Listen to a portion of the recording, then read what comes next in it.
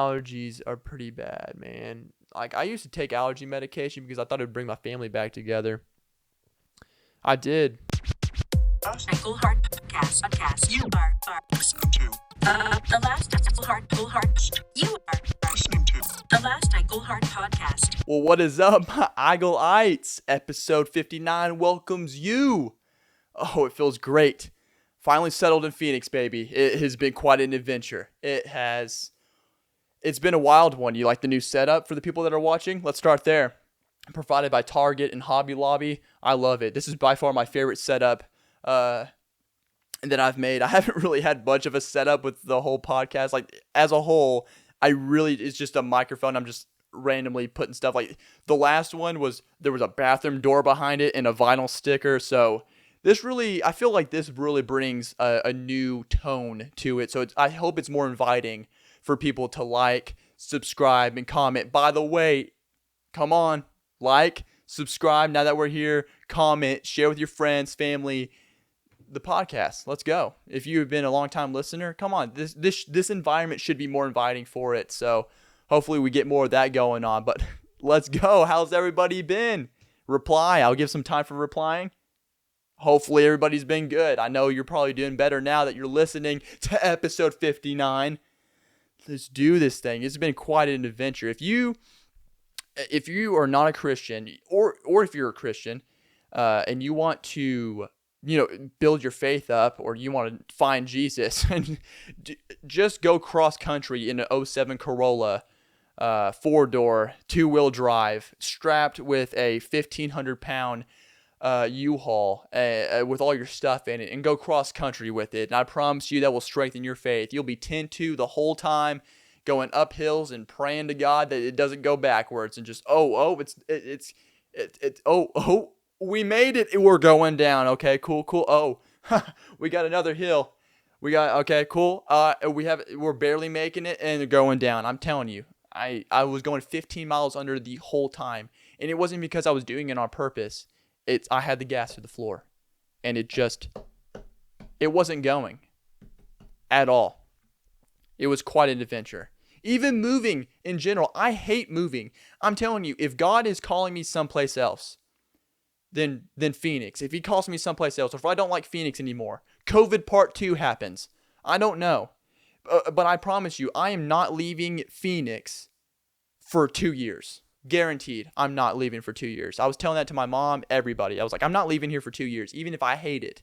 I will make myself like it. I will be praying extra. I'd be like, God, give me the desire to stay here for 2 years. I hate moving, especially by myself. If you've ever moved by yourself, you know the struggle of moving by yourself, okay? I hope, and if you're younger, it's easier because you don't have that much stuff. Or you're just like, all right, I could throw that away and replace it. Or I can sell that and it's easily replaceable. It's really not that hard. But you know who your real friends are. Okay, that's why you can see behind me of just little pictures and stuff like that. Why? Of who I'm really flexing is myself, because you find out who your real friends are when you have to move anywhere. Just like, all of a sudden, like those friends you want to hang out, you think they're your best friends and best buds. You ring them up and you're just like, oh, hey, and they know that you're about to have to move, and you try to ring them up and they're all of a sudden not available anymore. You're just like, oh, I thought we were friends. What happened? You just gonna ditch me now? This is no fun. And then you just see them, like my roommates in particular, they're in relationships. So their families came in and they helped them move out. They had some bodies on the floor. Those southern families get pretty big, over in the Bible Belt, Arkansas. I'm telling you. And those families get big. You have a girlfriend, I know for a fact you got like at least 10 to 12 people to help you move if you need it ASAP. You got a whole moving crew going. That's why I wish, if I was thinking with a correct mind and a correct mindset, and I knew the things that were going to be coming to an end, like the relationship that I had, I would have stayed with her at least a little bit longer before I left, just like right before I moved, or like when I was moving, and I would break up with her after, because I would have had at least some hands on the floor to get some help moving. My ex she had two brothers, and they were like in middle school, I think. But they were athletes, so I know that you can definitely pick up some like bags of clothes. She had a little sister too, like 6, 7 years old, I think. And I know for sure she was at least tall enough to carry a trash bag. She wasn't gonna be dragging it or anything. So yeah, I would have definitely had some help. Should have planned that out a little bit better, and just so I wouldn't have to do it by myself. But it's okay. I made it. Figured out that all you have is yourself. Okay, God and yourself, especially when it comes to moving. So, if you want to know who your real friends are, if you want to know if your family really cares about you, whenever it comes to moving, see if they'll help you move. If all of a sudden they won't pick up that phone anymore, you already know it's time to move on. It's time to move on. But speaking of Jesus, I saw Jesus on the way to Phoenix driving. On our journey, my mom was with me, and we decided to spread it out a little bit, take it like a 2.5, 3-day adventure, to where we can kind of we haven't been, like, my mom hasn't been on this side of the country but once, and she was like in her early 20s. Me, on the other hand, I just drove straight through, so we didn't really get to see much out of it, and so we kind of wanted to take our time. She really wanted to take her time. Me, not so much. I was like, I just want to get there, but I agree with more taking my time now. I agree with her more on that. And so in taking our time, we were going through Amarillo, and that was beautiful. We saw windmills everywhere and stuff, but we also saw this guy carrying a cross, this ginormous 9-pound cross, just on the side of the interstate. He's just walking with it, and we had to pull over. We needed to know his story. His name is Matthew. My man Matthew, of course, is a biblical name. But we got to know his story. It's sick. It was awesome getting to know that guy. He told us that, with addiction and stuff that he was struggling with, and he found Jesus, and his dad did this similar thing. It's called a crosswalk. And I guess a few people are doing it across the United States. Just there's a lot of people that are doing this now, or just a few or whatever. But there's a group of people that are doing these crosswalks across the United States. And we just happened to run into one of the guys. And they don't know each other, but they're just doing it. And apparently Matthew's dad, he did a crosswalk in just California, and he just walked California. But this guy, my man Matthew, was like, I want to step it up a little bit. And so he found Christ, and he just felt moved. He wanted to build a better relationship and, strengthen it. So he took that Bible verse seriously. He said, I'm going to pick up my cross, sell everything, and follow you, Jesus. Like Jesus says. And my man did it. He's doing it. He started in Chicago. He's going to Las Vegas, or working his way to Las Vegas, and he's going to work his way to Las Vegas to Colorado, where he wants to put the cross on top of this mountain, or this little hill or mountain, and he wants everybody that he has interacted with to be in Colorado. And he has this vision of just everybody being there, worshiping and stuff. I'm getting a ticket there. Okay? I met him. Whatever I'm doing, I'm going to get my ticket there, and I'm going to go and just meet my man Matthew up in Colorado on that hill the day that he does, and just watch him put that cross on top of that hill. It's going to be so amazing. But he took that verse seriously, man. Pick up your cross, sell everything, and follow me. It makes me wonder what other Bible verses that you kind of want to shy away from some Bible verses that you take seriously like that, like the one, and I think it's in Matthew chapter 5, where Jesus is like, hey, if your eyes cause you to sin, gouge them out. If your hand causes you to sin, cut that thing off, Cut your hands off, man. Gouge your eyes out. I'm telling you, the dating pool would be pretty weird if we took that one seriously, Christians. Bunch of blind Christians handing out nub bumps, the tree stump fist bump, you know what I mean? Just out here, just a bunch of blind, handless Christians. Just we out here just like making sure that we're not sinning at all. If you had to cut off a body part every time you sin, I mean, we would all just be hair at this point. It's crazy. But thank you, Lord, for your grace and mercy that we do not have to do that. It was a metaphor, not to be taken seriously. But kudos to my man Matthew. We're going to put his story in the description. That's what I'm going to do. Go follow it on Facebook. It's going to be Crosswalk. 2022. I think that's what it's called. Yeah, it's called Crosswalk 2022, but I'm going to put the link in the description, and you can follow Matthew's journey. I think he's in New Mexico right now. And what's crazy also before I move on, he has not had to use his tent at all. Someone provided a tent for him. He's been traveling from Chicago, and when we met him in Amarillo, Texas, he's been provided shelter. People have bought hotel rooms for him. People have provided, like, they were like, hey, come into our home, we'll let you stay the night. Food, everything. Like, God has just provided all that. It's just amazing. Those are stories that need to get promoted, okay? Those are happy, healthy stories that need to get promoted. But, the world's not going to be like that, No one's going to want to retweet that. No, they want to retweet what the Kardashians are doing. They want to retweet what, something horrible, terrible happening. But no, just come on, put in Matthew's story, filter that in there. But the link will be in the description. And I mean, I'm so pumped. I'm so glad I get to meet that guy. It was honestly, just traveling here was awesome.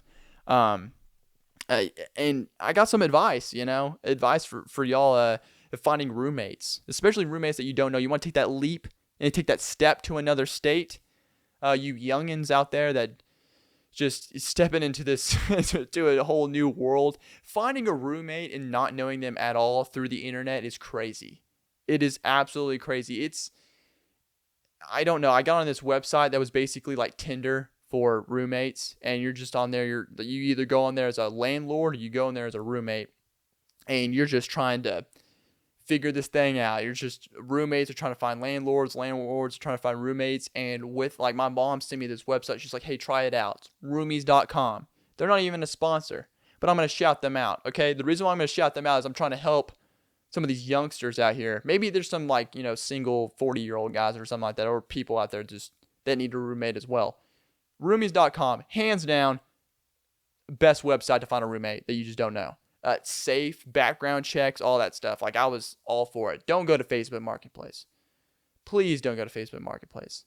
I had to have several mindless conversations with people that were just trying to scam. It's so awful experience. If you want to sell something on Facebook Marketplace, sure. Or renting a room out, I would not go to Facebook Marketplace. So, roomies.com. I went on there within 6 hours. 6 hours. Guy came and messaged me and goes, hey, man, I got a room for rent in the Phoenix area. Hit me up if you're interested. We'll set up like a FaceTime appointment and stuff like that. He knew I was all the way out in Arkansas, and we clicked, started texting, and he just seemed like a personable guy. He's in his 30s, doing his thing. And I don't know. It just was a complete, I don't know. It was a complete blessing for sure, because it was just how smooth it went. Like, I immediately just was like, we started laughing over messages and whatever. It was sick. And then I FaceTimed one of the roommates here, and he showed me, gave me a tour of the house, gave me a tour of my room and stuff. I was like, this is nice. It was a nice neighborhood. It's just freshly built, like within 3 years. No, it was like, I'm talking so freshly built. If you Google my address right now, it is a pile of dirt on Google Maps. Oh, I got worried there for a second. I was like, oh no. Am I paying for a dirt lot? No, I Google mapped this place, and it was just a pile of dirt. I'm like, hold on a second. This guy wants me to, like, I get there, it's an episode of Punk'd. It's just a piece of dirt. And I'm like, traveled all that way. And I'm like, hey, Mom, I guess I'm going to pinch a tent, I guess this is my calling. I'm going to do a crosswalk right now. I didn't know. Just park into a dirt lot. I mean, I'm renting it out. What space? What corner am I taking? But no, I did that FaceTime, and it's all good. I didn't worry about the sand lot anymore, or the dirt lot. It was just getting there. So then I got there, and my mom and I pulled up. We finally got there, and we were exhausted. We just drove 8 hours from New Mexico. And by the way, Santa Fe, so much better than Albuquerque. And by all extremes, all just go to Santa Fe. If you're in New Mexico, go to Santa Fe. Way better. It was awesome. But we just got done driving 8 hours from, and when I mean we, I mean I, because I had a standard.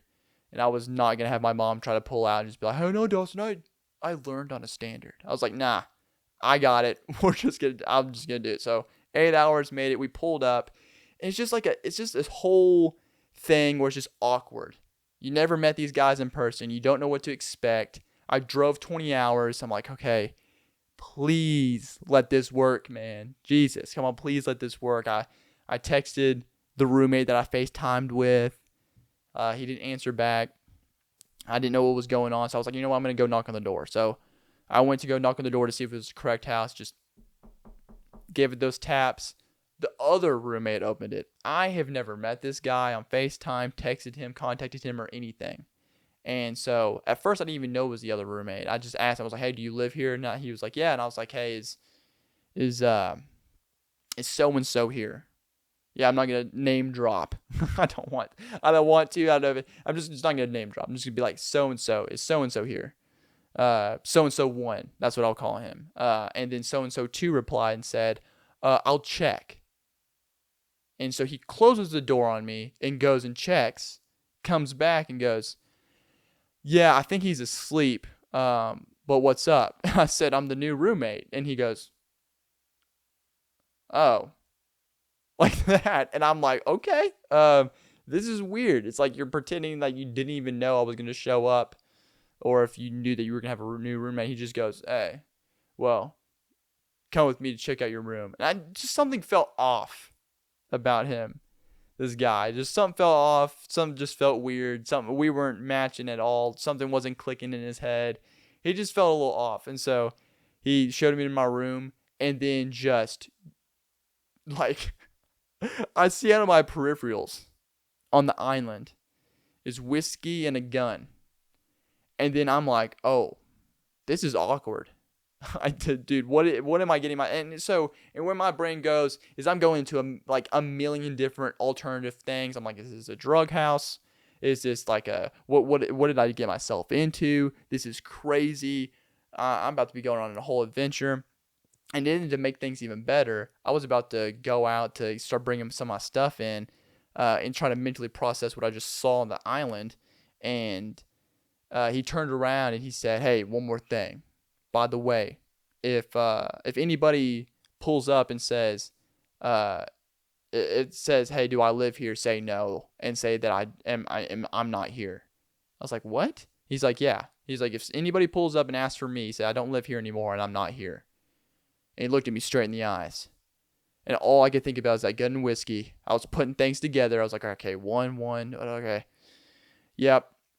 I'm in a drug house. This is what it is. This is how it's going to end for me. And I froze, honestly. I was walking, but my mind was mentally froze because I did not know how to process what I just heard. Because he just went back into his room and I was supposed to start bringing stuff in. And I started trying to bring stuff in. I told my mom, send me what it was. I didn't tell her about the weapon. And then she was just like, oh, let's start bringing stuff in. Start being optimistic. So I was like trying to brush it off. Well, finally, so-and-so number 1 shows up. He answers the text, comes out, and he starts helping me move in. This guy, perfect. Knew of him. He starts helping me move in. Well, next thing you know, I was like, look, I pulled him out. I was like, look, okay, I got to be honest. Okay, I got to be honest here. We're going to put things on the table. I had half my stuff moved in at this point. I was like, look, I don't feel comfortable. He had a weapon and whiskey, and he told me that, like, if anybody asks, just say that he's not here and he doesn't live here. And he goes, what? He said that. He has a gun? No way. So he was surprised too, and I was like, all right, cool, I have someone on my team. And so, long story short, I had to just stay I planned to do a podcast earlier, but I had to stay in a hotel room for a whole week while this whole situation got all fixed and, planned out and whatever. But it's all good. And I'm here now, safe and sound, in my room in Phoenix, Arizona. It was round of applause. God did, baby. I'm here. This is Dawson Eichelhart, jacked up on Red Bull, reporting live and interrupting your episode to inform you and ask you, are you subscribed? Are you informed if every time a new episode of the Last Cycle Heart podcast is dropped. If not, please pause this episode. Make sure to go like and subscribe. If you want to message me, or if you want to have any questions or comments or concerns, all my information, social medias and everything are in the description. And once again, thank you for listening to the Last Cycle Heart podcast. Now you may continue listening to the episode. So National Sons and National Daughters Day just passed, which is great. Just an awesome day. Those 2 days are where mothers, parents, especially mothers, get to go on Facebook and they get to flex their children to the other mothers of the world and just show how great of parenting skills they had, and just be like, look at what my son and look at what my daughter did. Look at them. The sons really got it good this year, though. The sons really got it good this year. They got 2 days. You know, that's why it's record breaking, and that's why I'm bringing this up. It was a record breaking year for the sons because they got 2 days. The mothers were just like, I don't know, some of them just posted the day before National Sons Day, and then on the actual day they did it again. And some sons got back-to-back days, and they were just like, oh, whoops, I'm so sorry. Yesterday was just, I kind of just jumped the gun a little bit, and I just got my days mixed up. But here's another post about how amazing my son is, and so just here's another post about him, and just and just keep it going. National Son, National Daughters Day. I don't think my mom didn't post me nor my sister on either of those days, and it's okay, it's fine. I understand. She doesn't have to. That's the thing. I think she realizes how much of a gift from God we are. Just every day is a National Son, National Daughters post. Just us walking around. Just simply every day that we wake up in the morning, it's just hitting the repost button on the Facebook of the National Son and National Daughters Day. Like, she doesn't have to post us. We're just, you don't have to flex something that's just, already visually just got it going on, baby. Got it going on. But parents go based off of achievements. That's what I've realized is it's a very big achievement thing. And so if my mom was to post a National Son and National Daughters Day post, my sister's got that in the bag for sure. She's got the achievements to back it up, just to blow me out of the water. The golden child post on that one, just my mom sends it in, and next thing you know, my sister's got it going on, man. She graduated high school, top of her class, already beat me. I was chugging along. I don't know what. It's a senior year. I was just like, ugh, I just can't do it anymore. My sister, on the other hand, she's like, hey, top of her class. Then she goes to college, gets into nursing school. Then she's into a relationship with a guy that's very serious, very nice guy. This is a very serious relationship. Most serious one I've ever seen her in. Nice guy, and he happens to be an engineer. Boom.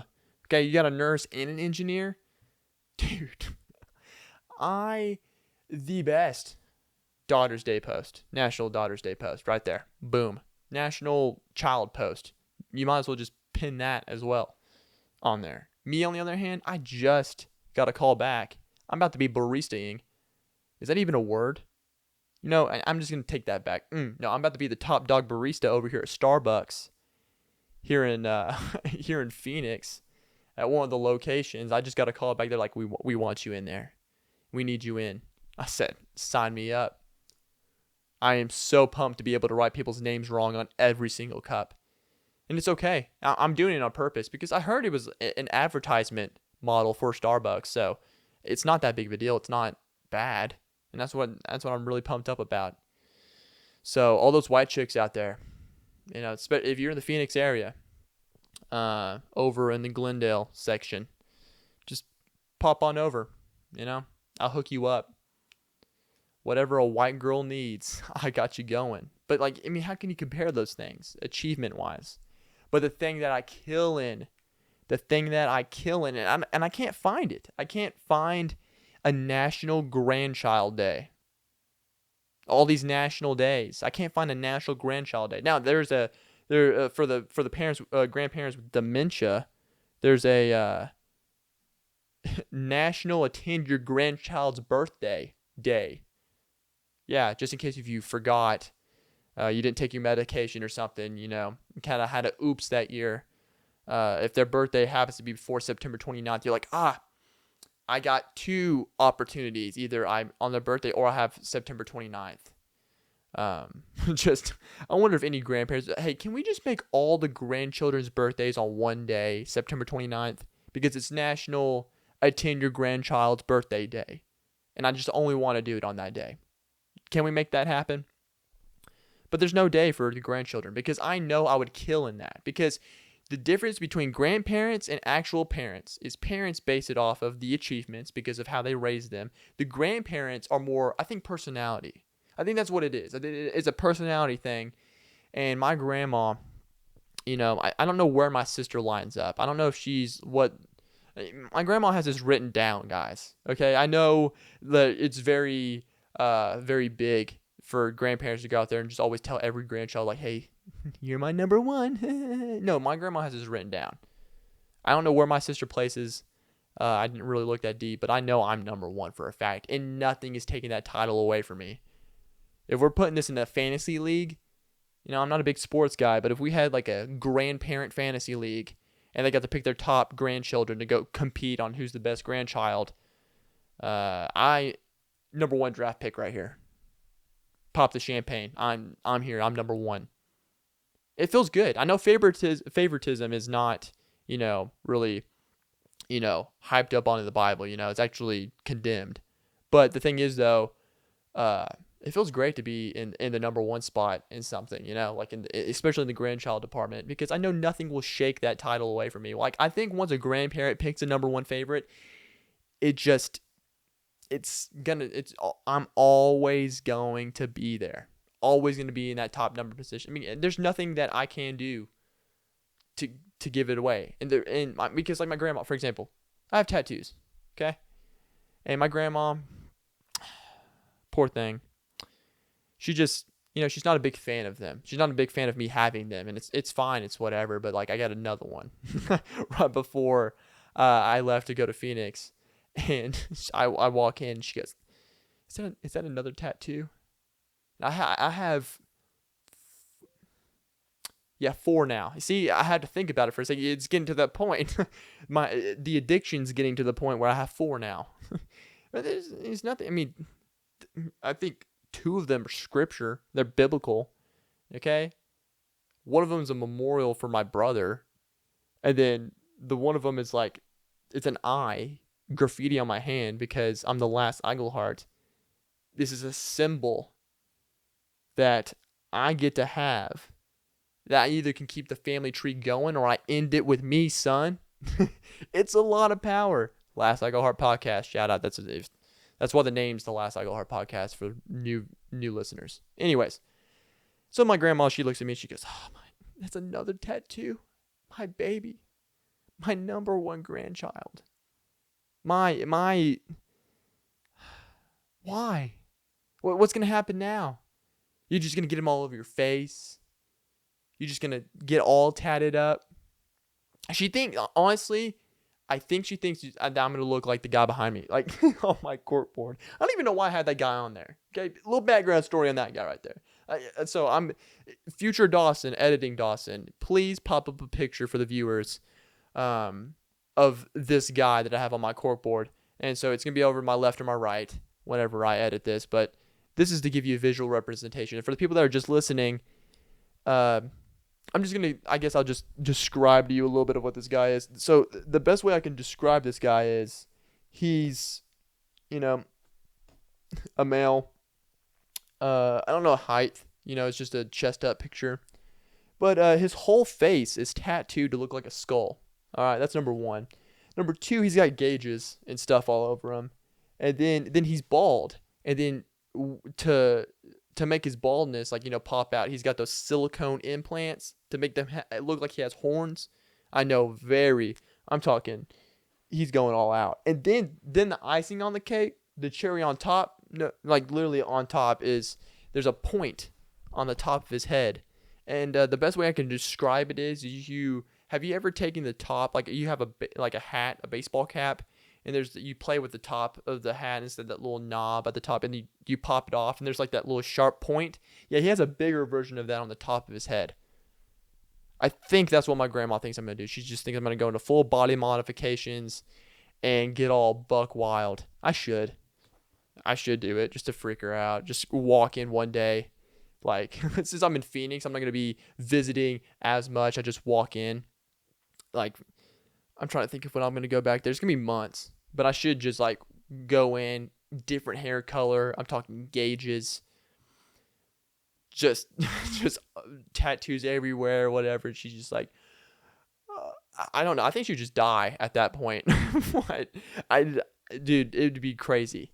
But yeah, I think that's what she thinks I'm going to look like. And then right next to it is my mugshot picture, which whenever I edit, I'll put that mugshot picture up. And I think that's a good representation because it just looks like my future and my past are just right next to each other. And that, seriously, I think, like, we got my before and after picture going on right now. My grandma really thinks I'm going to look like that in my future. And she's just like, she's like, what? Why? And I was like, I got this one. I got this new one with my college minister. Like, my college minister and I wanted to get tatted with each other before I left. She's like, your college minister has a bunch of tattoos? Like, how tatted? I was like, he's tatted up more than I am. She's like, what? Why? Like, he's got so many tattoos, really? He really does? And then what I did is I showed her that picture of that guy. I said, that's my college minister. And she goes,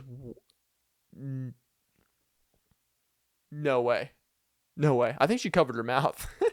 But yeah, I showed her that picture of the guy that's on my corkboard.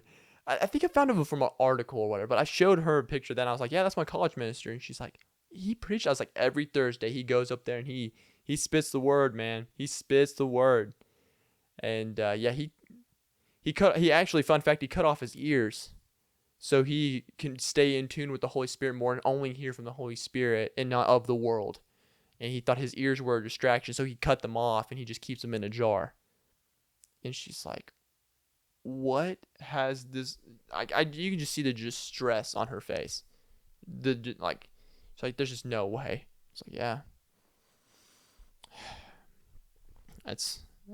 What can I say? That's my college minister. That's what we're rocking with now in churches nowadays. And the getting saved is different too. Getting saved is different too, Grandma. Did you know that it's just different nowadays? It's just getting saved in the college ministry is just not how it used to be. And so, like, that point that's on the top of his head, kids will, come up when they want to get saved. And it's like back in like the medieval times with like the sword where they would like, anoint them or whatever, make them a knight or whatever. So he would take that point and he would go, Father, Son, Holy Spirit, and they're saved with that point. He would point his head like that. And that's why he has that point on the top of his head.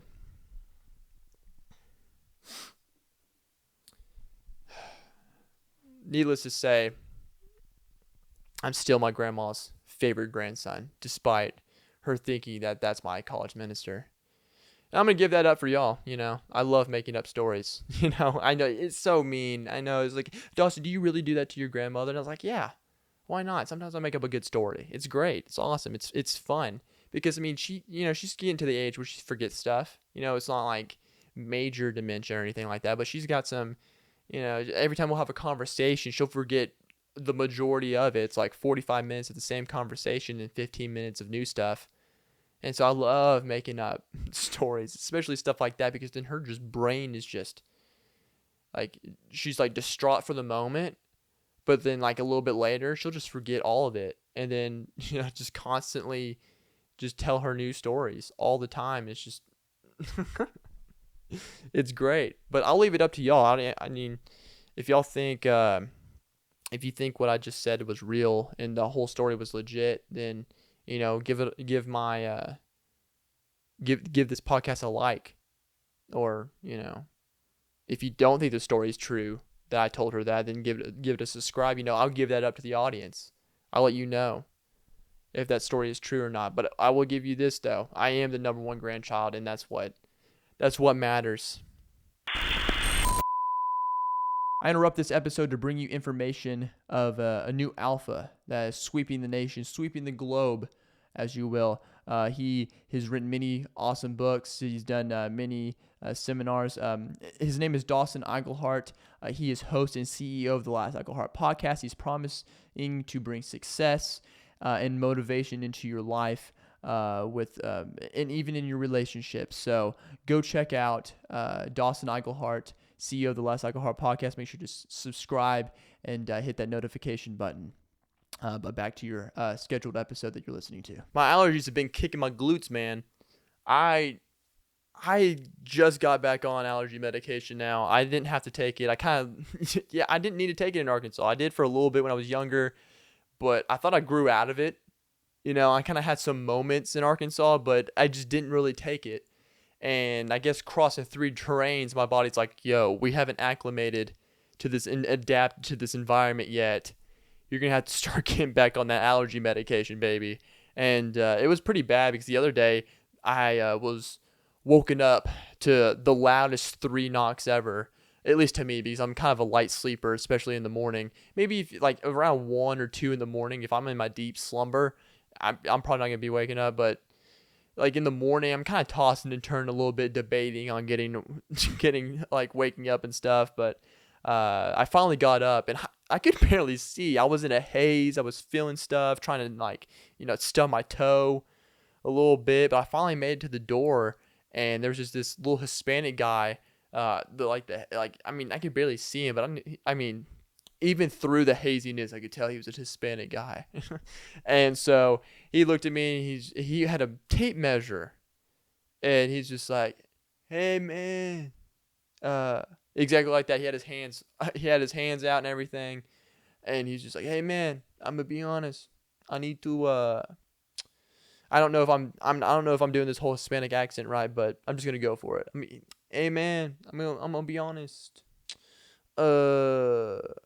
I need to measure your counter to your refrigerator door. And can I do that? Can I do it? Can I do it?"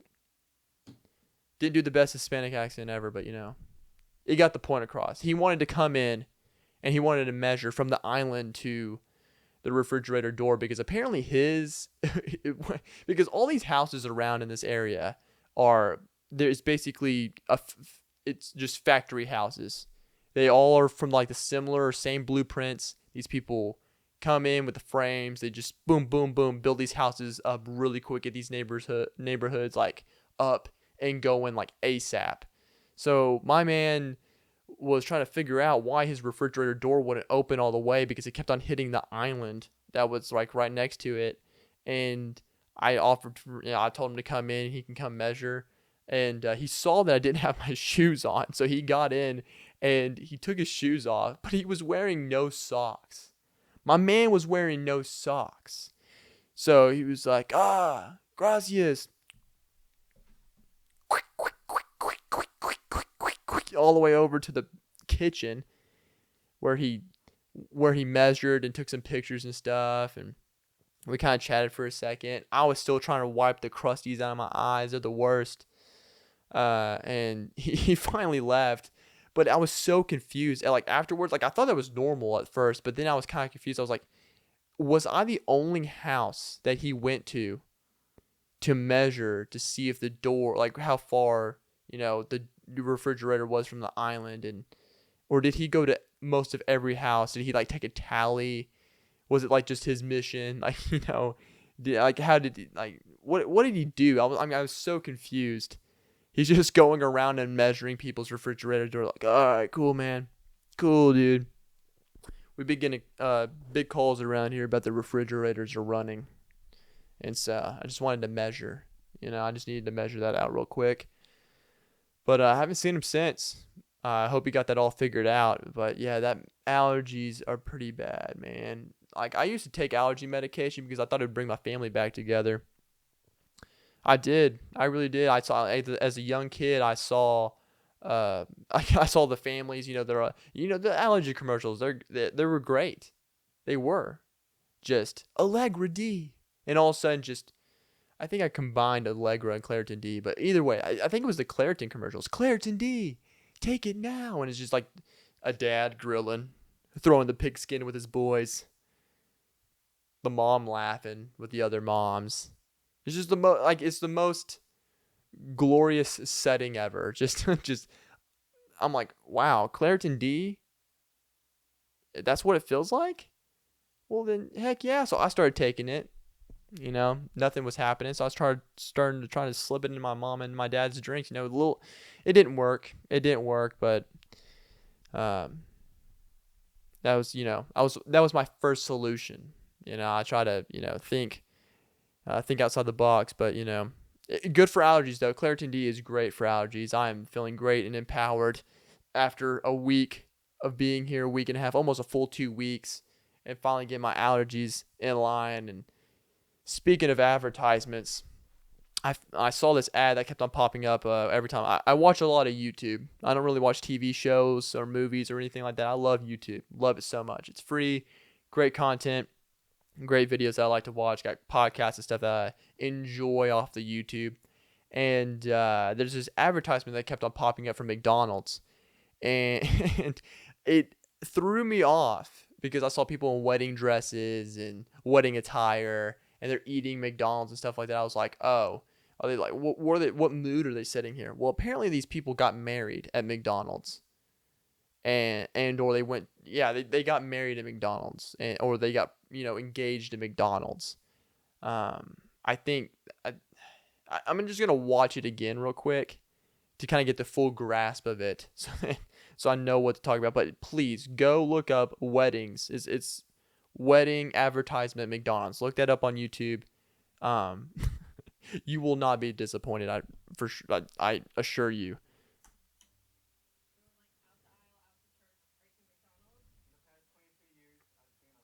Oh, wow. Look at that guy all tidied up. The employees are taking... Pause. I know this is only a 30-second video, but the employees are taking pictures with the bride and groom. Like, they're taking pictures with them. What McDonald's is this, though? They have to go to the cream of the crop McDonald's to find these places. Because this McDonald's right here... If any McDonald's if I wanted to get married at McDonald's, this would be the McDonald's I would want to get married at. Because I know how advertising works. You have to get the best of the best. Or if you don't have it on stock, you got to make it to, make people believe that people actually want to get married at McDonald's. And so this place has, I'm talking, the sharpest looking employees, hands down. Sharpest looking employees. Because if you look at McDonald's employees right now, most McDonald's you go to, they're either college students that are just not in the mood, or just people that are just fed up. They're just people, all those people coming off that unemployment. They got that unemployment stripped off of them now, and so they got to go back to work. They're like, oh, man, dried up all that unemployment. I guess I'll go to McDonald's, go work there. But these guys are happy. They're the cream of the crop employees of McDonald's. They are for this advertising. Yes, sir. Those guys got married to McDonald's, and every anniversary they go and have some McDonald's. That's what I'm talking about. They even did the chicken, the McNugget, like they did the cross dip action and just fed each other. How romantic, Wow, a young couple.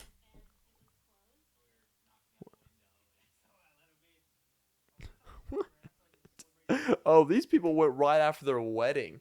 So there's people that go right after their wedding to this. Who thinks right after their wedding, oh, I'm gonna go to McDonald's. Hook me up, baby. You know what I'm in for? A Big Mac. And speaking of getting married at a McDonald's, you go like McDonald's should advertise that now. Not just like do this thing. They need to have it on their menu. They need to come with like a marriage, a wedding package.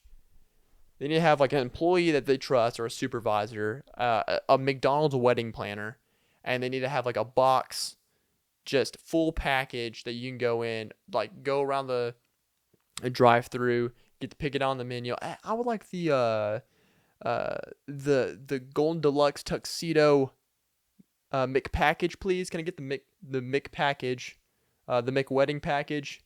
Yeah, it comes with the it comes with like it comes with like all the food, like all the Big Macs. It'll come with everything on it. It comes with like pictures and stuff. Whatever wedding packages usually come with. That'd be nuts if they like just can I get that the Mick wedding package, please? Yes. Yeah, we're already dressed up. We just need someone to come out and just marry us, please. And they have like a McDonald's staff that's, ordained to the side. That would be me. Let's go. Yeah, I'm just going to go get hired at McDonald's just so I can, because I'm ordained. I can just go there and I'll just start marrying people at McDonald's. Just be like, do you take her as your lawfully wedded nugget? Okay? And you promised to dip her through thick and thin. You promise? All right, cool. You may, do your thing. I totally had a brain fart of, you may kiss the bride, but they have to have cat. Oh yes, sir. That's what they like when you go in and kiss the bride when you get married at the McDonald's. You have to have your mouth full, so it's just that sloppy, just they both have a big ginormous bite of a Big Mac and they just go in for it. Boom. It would be magical. That's what they should have ended the advertisement with. They didn't. Hold on. No, they ended the advertisement with the feed. No, they needed to switch it up and they need to have like a newlywed. They're just a wedding and then like when they make out and then all of a sudden it just goes into ba-da-ba-ba-ba. I'm loving it. Man, that's such a dude. Who thinks of going to McDonald's right after their wedding? You might as well have the honeymoon at McDonald's. McDonald's needs a resort. Is there a McDonald's resort? I'm looking this up. McDonald's resort. Let's see here. Oh no, there's not an actual McDonald's resort. Now there's a guy named McDonald's, and he is a resort. He has a resort open. That's kind of a clever name. Like if your last name is McDonald's, just call your the McDonald's resort. They'd be like, oh, sick, and you have to serve McDonald's there. That'd be awesome. Everything's made of McDonald's food, the fries, everything. I'm telling you, McDonald's. I'm giving you ideas here. I'm giving you ideas for the happen chance, because apparently, according to these comments, everybody is wanting to get married at McDonald's, or there's a lot more people. This is a very open market, except for this person here. She said, imagine getting married at McDonald's. I would, I would die.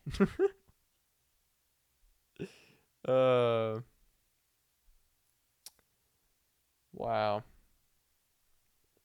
McDonald's, man. I love the advertising. Just no one, it's just such a cheap way of getting married. I mean, but if you want to get married at McDonald's, go get married at a fast food restaurant. I bet you there's plenty of people who get married at other places like Walmart or something like that. I don't know. I haven't seen it yet, but let's go. Like my roommate, or my old roommate, my friend, he's a pretty big cheapskate. He would have loved that. Like if he saw the advertisement, I guarantee you he would have ran it past his wife now. Like, I mean, they're already married and everything, but I guarantee you he would run that past her. Like, hey, look, babe, you know how much money we could save right now if we could just go to McDonald's? Come on, dude. And I know you save coupons. We would have enough coupons to pay for this wedding, guaranteed. They're expired? No, they don't care. They don't even look at the dates. I'm telling you, I've used expired coupons before. Does that make me a bad person? I don't know. I don't know if that makes me I don't know if that's a bad thing to use expired coupons. Is that a sin, Is it like, I know it's expired, but like they didn't do their job. So therefore, since they didn't do their job, I got it. I used those coupons.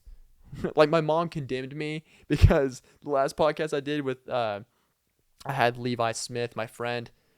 He's in film. If you go, by the way, great interview, awesome awesome episode. I had such a great time doing it. Shout out, go listen to it. It was episode 50. It was just the one right before this. It was awesome. But the thing is, though, is my mom condemned me for it. She was like, "Hey, dog," because I bought a microphone at Best Buy, brought it back, used it for that podcast, and then took it back to Best Buy. It's just borrowing. They're just holding on to my $100 until I'm done with the equipment and I bring it back, and then they give me my $100 back. It's just extended borrowing. I wish more places would do that, honestly. And you bring back damage or anything, you have to, officially buy it, but it is what it is. But let's go into the conclusion, bring out the beast. The whole Bible right here, man. That thick old study Bible. That thing is just a look at that. Did you feel that thud? I bet you felt it. It made my computer jump. The Bible verse is we're gonna be in 1 Samuel chapter 17, going in that Old Testament. The David and Goliath story, baby. Some of y'all know it, some of y'all don't. It's a great read. Read the whole chapter. I honestly promote the whole chapter. But the reason why I'm pointing out this verse this week is it impacted me a lot, especially because I'm young. And so I feel like this would relate to the younger audience in particular. But, all ages will get something out of this. I think it's in verse 42 is where I'm reading from. So when the Philistines looked and saw David, he despised him. We're going to restart. When the Philistine looked and saw David, he despised him because he was just a youth, healthy and handsome. I think that stuck out to me because that does describe me, a youth, healthy and handsome. I know, it's just like, I related to that a lot. David, right here, my man would get a great National Sons Day post. He would. Just by the description in just verse 42, just that right there. He was a healthy, handsome youth. Perfect National Sons Day post. But I think that's why they related to me. But no, I think on a real note, this verse spoke out to me because just, it's a compliment, but it's kind of like a backhanded compliment. It's kind of like, really, this guy, he's just a young dude. He's really nothing. Like, if you know who Goliath is in this story, he's like an 8-foot gigantor. Like, he's a stud. He's a whole stud. And David's just this little small guy. But the thing is, though, is as you read on from verse 42 down to like verse 51, verse 52, I'm not going to read that whole thing, but just to summarize it, David kills him. Puts that rock in that slingshot right in the head. He goes falls down. He's not fully dead yet, and all of a sudden David's like, "Oh, hold on a second, wait, he's not fully dead, boys." Takes out Goliath's sword, cuts Goliath's head off, and goes, "Now he's finished. Now he's done." And it's just like a great ending, great perfect ending. But the reason why that just relates is like I love when pastors take that passage and relate it to a fear standpoint, because it is a fears thing, but they look at David and say, okay, you're David, like we're David, and our fears of the future, fears of finances, fears of everything, all of our fears are Goliath. And with Jesus, we can conquer those fears no matter how big they are and how much bigger they are with us. They're not too big for God. So it's just a sick story. I think that everybody needs to read this. 1 Samuel chapter 17, read the whole thing. I actually, I'm reading in 1 Samuel, but I haven't made it to chapter 17 yet. And this verse in this chapter was mentioned in at the college ministry night that I went to here in Phoenix. I had a great night. I went through some notes. I'm trying to think. Was there a good note that I took? Or was there like something that the college pastor said? Let's see down. Oh, yes. Yes. If you try to force something you want, and if you want, then you will run into something that your character can't sustain. Let's go. So that, like, it's, I don't know. This is go and the Lord will be with you. God will provide. But you got to put in the work. That's a big thing that I got out of it too. Is like, I don't know. I just see it in my life, but also, I mean, this could apply to anybody's life. I think a lot of people sometimes think, okay, cool, what does God want for me in my life? All right, cool, I'm just going to pray about it. I'm going to have faith that he's going to provide, but I'm just going to kind of just leave it in his hands and just do nothing and just sit. Well, yeah, if you're just going to sit and just wonder the whole time, yeah, nothing's going to happen. You got to have like an active faith. You can't be lazy. It also says don't be lazy in here. This thing also says not to be lazy. You got to have that active faith, baby. Let's go. But I want to thank y'all for listening to episode 59 of the Last Idle Heart podcast. Fresh in Phoenix. It's so exciting. Got the last bits of that energy drink just to conclude the ending. But like, subscribe, comment, share. Let me know what you think. I'm going to be performing at open mics starting next week. I'm going to be doing that all the time. Like I said, I'm going to be starting at Starbucks a little bit later. And, I got some things going, got some things rolling. So I'll be letting y'all know what's going to be going on. Y'all be updated in the future for sure. But I don't know what's all going to be going on. But I know got some big things. And just to, pump y'all up, God's got big things for you. The thing is, though, are you going to take that leap of faith, baby? Take that leap of faith. It's not easy. It's not easy. Like right now, I'm amped up and stuff like that, but it's certainly not an easy path. So, I'm just so pumped up for the future, and that's what y'all need to do. Y'all need to find happiness in the journey. That's what I'm realizing. Find happiness in the journey, not just getting something and obtaining it. I want that girlfriend so bad, and I want that wife, and I want that kid so bad, and people just jump into it really quick. Get married in 5 months. Next thing you know, you're like, wow, man, I didn't really think through that at all. You got it so quick, and you're like, wow, I got that really fast. No, sometimes, that journey, let that journey set in, man. Like honestly, I would love to make it in stand up and just be able to make a living off of it and just make some money from it. But the thing is, if I just got it so quick, let's say for example, just boop, like poof, I started making money from it. It's like, it's rewarding, but also at the same time, it's like this long, if it was like a long journey, like this long journey of me not knowing what's going to happen. Oh, I don't know. It just makes it so much more awesome. So find happiness in the journey, baby. But thank you once again for listening to episode 59. I will be seeing y'all next week for sure. Over and out. Idle Heart podcast. You are listening to the Last Idle Heart. You are listening to the Last Idle Heart podcast.